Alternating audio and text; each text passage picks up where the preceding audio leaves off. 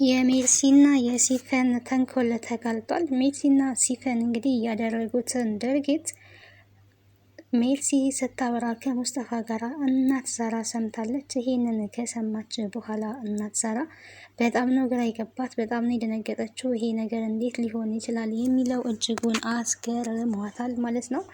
ሌላኛው ደስ የሚለው ነገር እንግዲህ የአቶ አምናን የጤና ሁኔታ ጥሩ እንደሆነ ተረጋግጧል ማለት ነው። በዚህም ደግሞ ቤሌን በተለይ እጅጉን ደስ ብሏታል።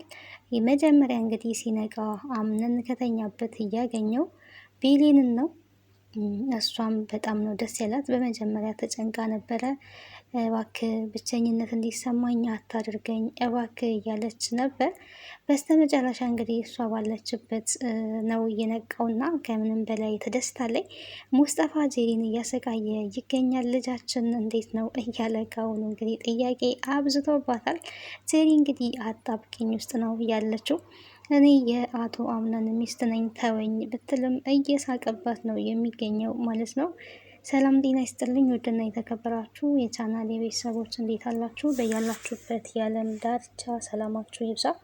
ለዚህ ቻናል አዲስ ከሆናችሁ ሰብስክራይብ፣ ላይክ፣ ሼር እያደረጋችሁ ቤተሰብ እንድትሆኑ በአክብሮት ጋብዛለሁ። ቀጣዩን ድራማ ወደ እናንተ ይዤላችሁ መጥቻለሁ። በዚህ ክፍል እንግዲህ አዳዲስ ነገሮች ተፈጥረዋል። ደስ የሚል ነገር እንግዲህ አቶ አምነን የጤና ሁኔታው ጥሩ ነገር ላይ ነው። ነገር ግን ችግር መቼም አያጣውም። ገና ከጤናው እንኳን ሳያገግም የድርጅቱ የገቢ ምንጭ በጣም እያሽቆለቆለ እንደሆነ ተነግሮታል ማለት ነው። ይሄ ደግሞ አስደንጋጩ ነገር ነው ለአቶ አምነን። ችግሮች እንግዲህ እየተደራረቡበት ነው። በመጀመሪያ እንደምናውቀው እናቱን አጥቷል። ከዛ በኋላም የድርጅቱን ግማሽ፣ አሁን ደግሞ አክስቱ ያለችበት ሁኔታ፣ የጤና ሁኔታ እያለ ይቀጥላል እና ፈተናዎች በዝተውበታል። እነዚህ ፈተናዎች እንግዲህ በላይ እየመጡበት ነው። ምንም በማያውቀው ዋጋ እየከፈለ ይገኛል። አምነን ከኋላ ያለ ታሪክ ህይወትን ምን ያህል እንደሚበጠበጥ ከዚህ ድራማ እንረዳለን ማለት ነው። ጄሪንም ስናያት ጥላው የመጣችው ህይወቷ አሁን ላይ ዋጋ እያስከፈላት ይገኛል። ሙስጠፋ እንግዲህ በተከተለችበት በሄደችበት እየገባ እየወጣ ሲቃዩን እያበላት ነው የሚገኘው። ምክንያቱም እሷ ጥላ ነው የመጣችው መጀመሪያ። አሁን ግን እሷ ህይወትን ጀመርኩ ባለችበት ሰዓት ላይ እሱ ትልቅ ፈተና ሆኖባታል። በእርግጥ የራሷ ጥፋት ነው።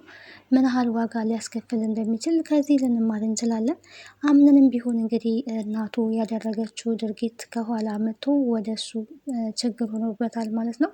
እያንዳንዱ ነገሮች በተለይ ሲፈን የምታደርጋቸው ድርጊቶች እንዳሉ ከእናቱ ጋር የተያያዘ ድርጊት ነው። እናቱ በሰራችው ግፍ ወደ ልጁ እንግዲህ ልጁ ዋጋ እየከፈለ ነው የሚገኘው። ሲፈን እናቴን የገደለችው ሲጣ አድርጋ ሞርዚና ናት፣ ስለዚህ ዘምአን ናት። ስለዚህ አሁን ላይ ደግሞ እያንዳንዱን እየተከታተልኩኝ አጠፋለሁ እያለች ያው እቅዷን እንግዲህ ወደፊት እያስቀጠለች ነው። ግን ይህንን ሚስጥራቸውን እናት ዛራ ሰምተዋል። አሁን ላይ ለእናት ዛራም እንግዲህ አስጊ ጉዳይ ነው። ይህን ስለሰሙ ወይ የሆነ ነገር ሊያደርጓቸው ይችላል፣ ግን በሆነ ነገር ልንደራደራት ይገባል ብላለች። እንግዲህ ሲፈን በምን እንደራደር፣ እንዴት እንደራደር የሚለውን ነገር አንቺ እንደጀመርሽው ጨርሽው። ስለዚህ ስታወሪ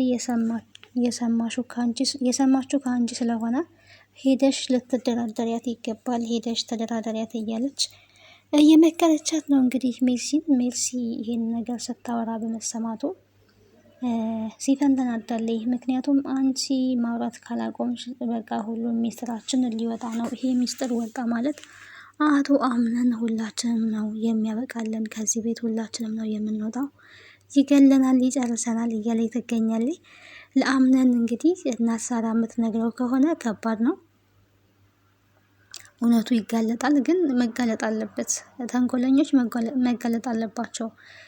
ሁለቱም እዛ ቤት ተመሳጥረው በጣም ዋጋ እያስከፈሉ ነው የሚገኙት። የቤቱን ሰላም እየነሱ ነው ያሉት እና ተንኮለኞች መጋለጥ አለባቸው። በተለይ ሜርሲ መቼስ ሲፈንስ የራሷን በቀል እየተበቀለች ነው። ሲቀጥል ባዳ ናት።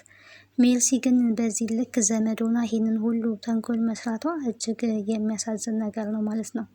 ለአምነን አለውልክ የእናት ምትክ እኔ ነኝ ብላ እንግዲህ መጀመሪያ ላይ ቀራርባ ነበረ። ከዛም በኋላ ግን ያው ሞርጂና ናት የእናቱ ምትክ ትሆናለች ተብሎ የተወሰነው፣ ግን ሞርጂናን በእንደዚህ ሁኔታ አሳብደዋታል።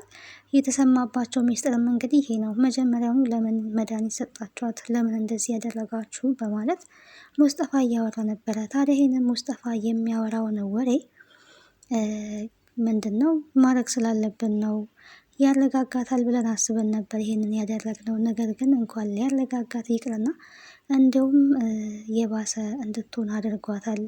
በዚህ ሁኔታ ከቀጠለች እኛንም እንደ አምነን ማደጓ የማይቀር ነው እያለች እንግዲህ እያወራች ነበረ ሜርሲ ማለት ነው። እሷንማ እንደዛ ብታረጋ ጥሩ ነው።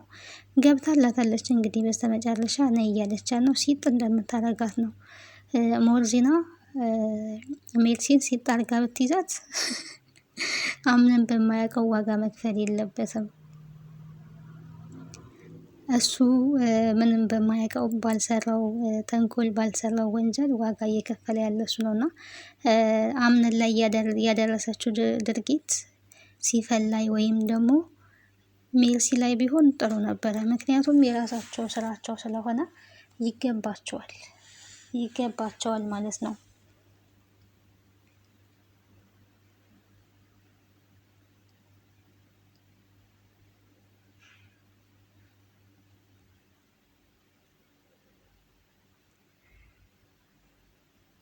ቤሊን እንግዲህ በጣም ነበረ የተጨነቀችው። ምን ሆንክብኝ እኔ ጌታ እያለች በተኛበት እየሳመች ነበረ፣ እየተንከባከበች ነበረ። በስተመጨረሻ እንግዲህ እሷ ባለችበት ነው የነቃው። እሱም ታዲያ አጠገቤ ነሽ ወይ ቤሌን? ሁሌም ስነቃ አንቺን እንደማይ ነበረ የማስበው። ደግሞም ደስ ብሎኛል ስነቃ አንቺን በአጠገቤ ስላገኘ ነው ሲላት የነበረው ማንም ባልነበረበት።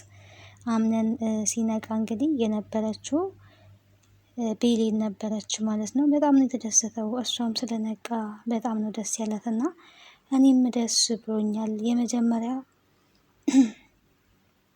መጀመሪያ ስነቃ አንቺን በማግኘቴ ደግሞም ስነቃ አንቺን በመጀመሪያ እንደማይ እርግጠኛ ነበርኩኝ። እንግዲህ ውስጣቸው ይተሳሰባል ማለት ነው። እርግጠኛ ነበርኩኝ በዚህ እኔም ደስ ብሎኛል ነበረ ሲላት የነበረው። በቃ አሁን እናት ሳራ የሰራችውን ምግብ አመጣልሃለሁ እሱን ትበላለክ ነበር ያለችውና ከዛም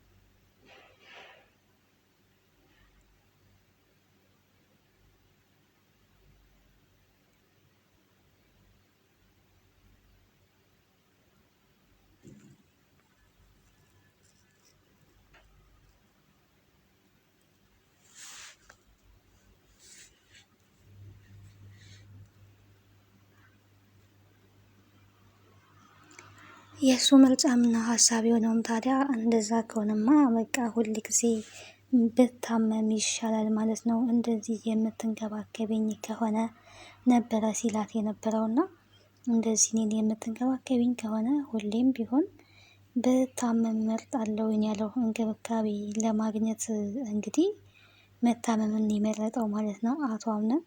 እሷ ግን አይ እንደዚህማ ማለት የለብህም በጭራሽ መታመም የለብህም እንደሱ አይባልም ነበረ ስትል የነበረው። በቃ ሁሌም ምን ትንከባከብኛለሽ ማለት ነው በማለት እንግዲህ እንደምትንከባከብ እሷን ብትሆን ቃል ገብታለች ማለት ነው። አቶ አምነን የቤሌንን እንክብካቤ ይፈልጋል። በአጠገቡ ያው ጄሪም አልነበረች፣ ሌላ ሰውም አጠገቡ አልነበረም እና ጄሪ እንግዲህ የመጣችው ያው በስተመጨረሻ ላይ የመጣችው። በመጣችበት ሰዓት ላይ በጣም ደንግጬ ነበረ፣ በጣም እያለቀስኩኝ ነበረ። እንኳንም ነቃክ፣ ደግሞም ልጃችን አንተን እየፈለገ ነው ብላለች። ገና ይሄ ልጅ ገና ሳይወለድ መከራውን በላ እኮ እናንተ፣ መከራውን በላ ማለት ነው ልጁ ሳይወለድ። ታዲያ በዚህ ሰዓት ላይ በጣም የቅናት ስሜት ተሰምቷታል ቤሊ ማለት ነው። የቅናት ስሜት ተሰምቷታል፣ ቀንታለይ። ቀናሁኝ ብላ ደግሞ ነግረዋለች፣ ግልጹም ማለት ነው። በማን ነው የምትቀኘው? እንዴት ነው የምትቀኘው? ምን የሚያስቀና ነገር አለ? በማን ቀነሽ? በጄሪ ነው? ሌላ በማን ሊሆን ይችላል? በማን እቀናለሁ ስትል ነበረ። እና እኔና እሷን የሚያገናኘን እኮ አንድ ነገር ብቻ ነው። ስለዚህ መቅናት የለብሽም የኔ እናት፣ ለምን ትቀኛለሽ? እያላት ይገኛል ማለት ነው። የእሷ ጋር ያለው ስሜት እንግዲህ በጣም እውነተኛ ፍቅር ነው እንደምናውቀው። ጄሪ ግን በጣም ታሳዝናለች። እዛ ጋር እሷን የሚፈልጋት ሰው አለ። እሷ ደግሞ የሚፈልጋትን ሳይሆን የማይፈልጋትን ነው የምትፈልገው። እና ህይወት እንግዲህ እንደዚህ ናት ማለት ነው። ተዘበራራቂ ናት ማለት ነው። እዛ ጋር ለበቀልም ይሁን ለእውነትም ቢሆን እንግዲህ ባናቅም ሙስጠፋ እሷን ይፈልጋታል። ከዛም በኋላ ደግሞ እሷ የምትፈልገው አምነንን ነው። አምነን ደግሞ ያው ልጅ ስላለ እንጂ እሷን በጭራሽ እንደማይፈልግ ነው እየተናገረ ያለውና ተላልፈዋል። መንገድ ነው እዚህ ጋር መንገድ ተላልፈዋል፣ ተጠፋፍተዋል ትላላችሁ። አንዱ አንዱን ይፈልጋል፣ አንዱ አንዱን አይፈልግም። ህይወት እንግዲህ እንደዚህ ናት በሚገርም ሁኔታ ማለት ነው። መለያየት ያለበት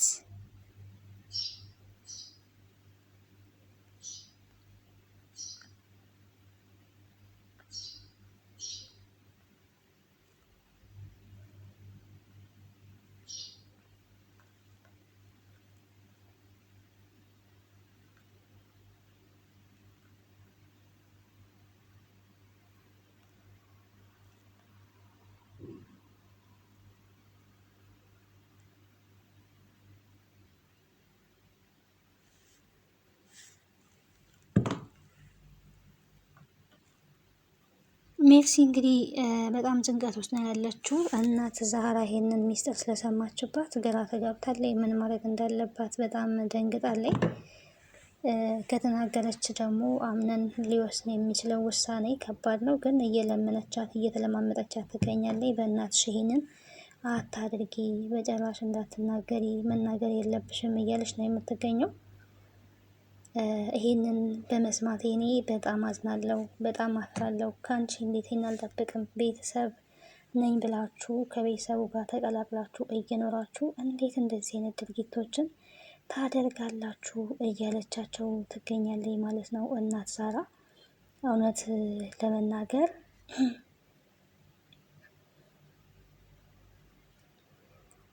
የሰማችውን ነገር ማመን ያቃታት ማለት ነው። አንድ ቤት ውስጥ ተቀምጠው እንደዚህ ያደርጋሉ ብላ ስላልገመተች ነው። እንግዲህ ሰው አብሮ ስለበላና ስለጠጣም እንደው ቤተሰብ ነው ዘመድ ነው ማለት አይቻልም። አንዳንዴ በብዙ የምናምናቸው በብዙ የምንወዳቸው ብዙ ዋጋ የምንከፍልላቸው ሰዎች ናቸው በብዙ ደግሞ ሰውን ሊጎዱ የሚችሉትና እንግዲህ ከወዳጅ ጠላት ፈጣሪ ይጠብቀን ነው። ሌላ ምንም ሊባል አይቻልም ማለት ነው።